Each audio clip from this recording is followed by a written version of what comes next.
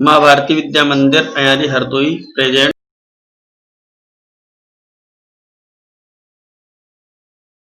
किसी भी लोक कथा को समझने के लिए उस इलाके की जलवायु, रहन सहन, खान पान और संस्कृति को समझना उपयोगी होता है, जिस इलाके में वह लोक कथा सुनाई जाती है। राग की रस्सी शीर्षक लोक कथा तिब्बत से संबंधित है, जिसे दुनिया की छत कहा जाता है, क्योंकि यह बहुत ऊंचे पठार पर स्थित है।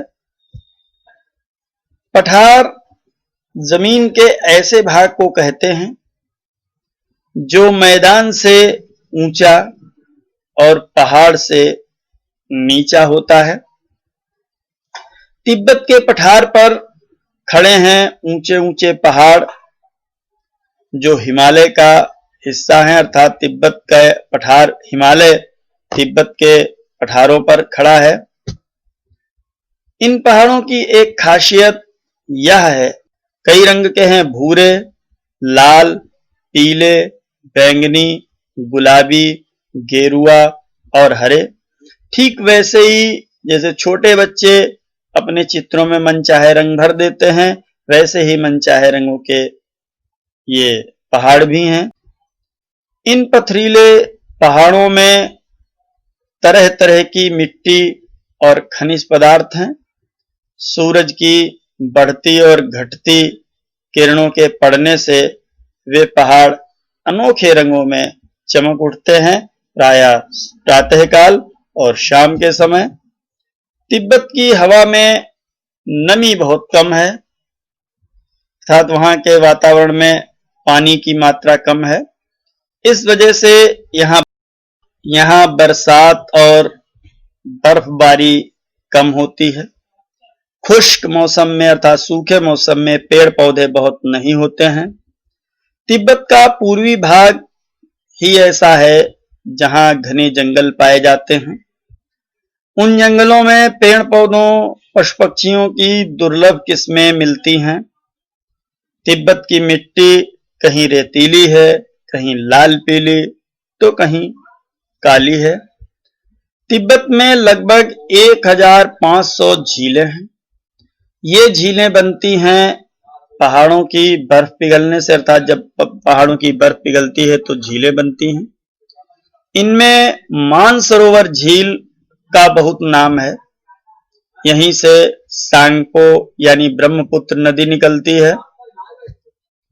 काफी ऊंचाई पर बसा होने के कारण तिब्बत बहुत ठंडा प्रदेश है।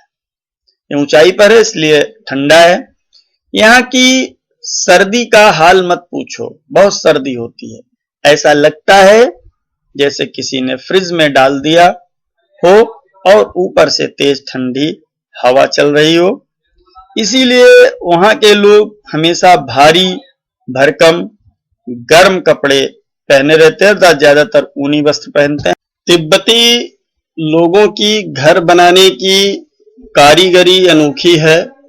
यहाँ लकड़ी के बने हुए बहुमंजिला घर हैं।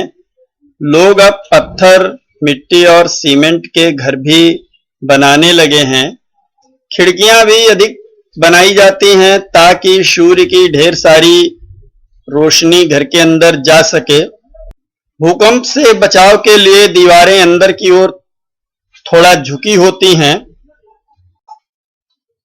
कहने मतलब यह है कि जब खिड़कियां अधिक मात्रा में होती हैं तो सूर्य की रोशनी घर के अंदर जाती है और घर को गर्म रखती है, और जो झुकी हुई दीवारें हैं वो भूकंप के समय एक दूसरे को गिरने से बचाए रखती हैं।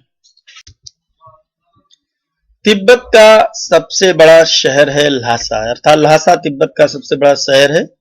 3650 मीटर की ऊंचाई पर स्थित होने के कारण यह दुनिया का सबसे ऊंचा शहर माना जाता है। कपड़ों तथा खाने पीने के लिए यहाँ का बाजार बहुत प्रसिद्ध है, बहुत मशहूर है। ल्हासा को तिब्बतियों का दिल माना जाता है। भारत में ल्हासा को तिब्बत की राजधानी भी कहा जाता है। Thanks for watching this video. Please subscribe the channel.